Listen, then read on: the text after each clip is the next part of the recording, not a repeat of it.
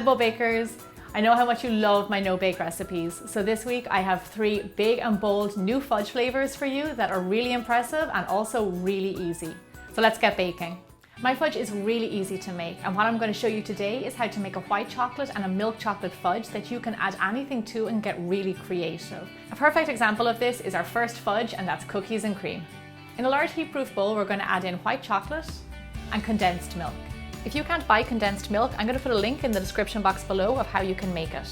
Now we're simply going to melt these 2 ingredients together. You can do it over a pot of boiling water. You can also melt it in the microwave, but just keep a close eye on it so it doesn't burn. I have received a lot of requests for white chocolate fudge, and that's exactly what this recipe is. To make this fudge cookies and cream flavour, I'm going to smash up some Oreos so we can mix it in. Once your mix is nice and warm and all your chocolate has melted, it's time to add in the rest of the ingredients. I'm going to add in some vanilla extract because Oreo cookies always remind me of that vanilla flavour.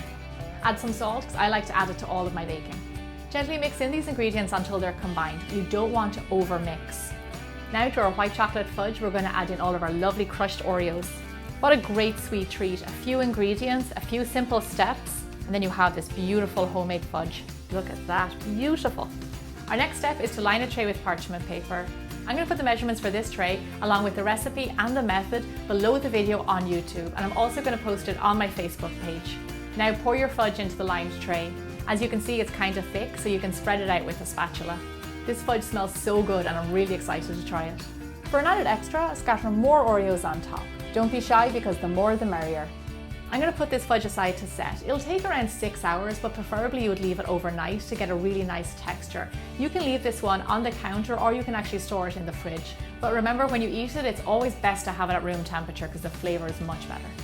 I made some cookies and cream fudge yesterday, so I can show you exactly what it's going to look like when it's done.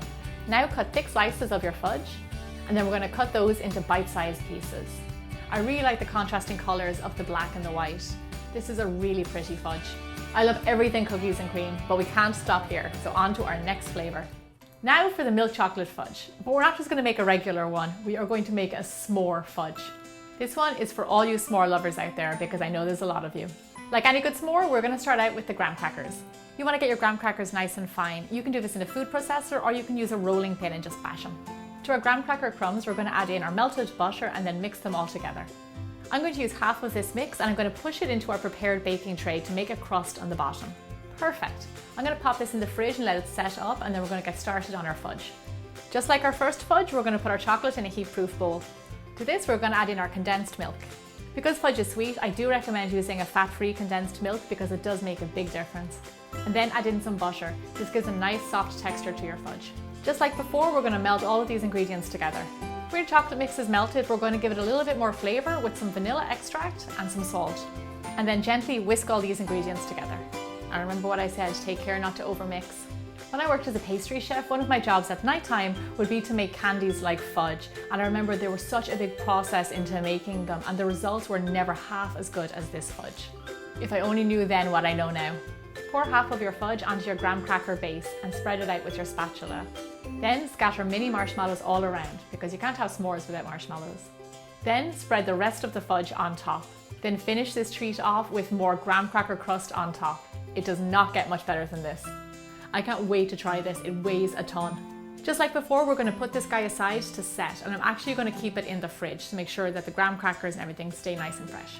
I have a s'more fudge all ready for you to see, so I hope you're excited. This treat tastes just like a s'more, and you don't even need an oven or a campfire. I've made a lot of different s'more desserts, but I actually think this one is my favourite. But we can't stop here, we still have another fudge recipe to come. This next flavour is for all of you red velvet fans out there, including Sherry Lynn, who really liked my red velvet mug cake over on littlethings.com. So this is my red velvet fudge. For this recipe, we're going to use our white chocolate fudge as the base. Heat this mixture up until your chocolate has just melted. You don't want to get it too hot. To our fudge mix, we're going to add in the ingredients that make red velvet. Vanilla extract, ground cinnamon, cocoa powder, and red food dye. And then very gently mix all these ingredients together. You'll see your fudge start to stiffen, so be very careful that you don't overmix it. Just gently fold in these ingredients. And then immediately scoop it into your prepared baking tray and spread it evenly all the way to the corners. In a separate bowl, melt the rest of your white chocolate.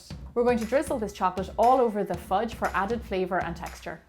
To let your red velvet fudge set, we're going to pop it in the fridge for a few hours. The red velvet fudge I made looks fantastic, and I'm going to cut a piece so you guys can see all the beautiful marbling. Another great thing about fudge is that you can use cutters to make different shapes. So this one is definitely for all the red velvet lovers. Now you have 3 simple and impressive fudge recipes that I think you will all love. I really hope you guys get to try out these fudge recipes and let me know in the comments below which one is your favorite. They're all my favorite. If you like these fudge flavors, then please share this video with a friend.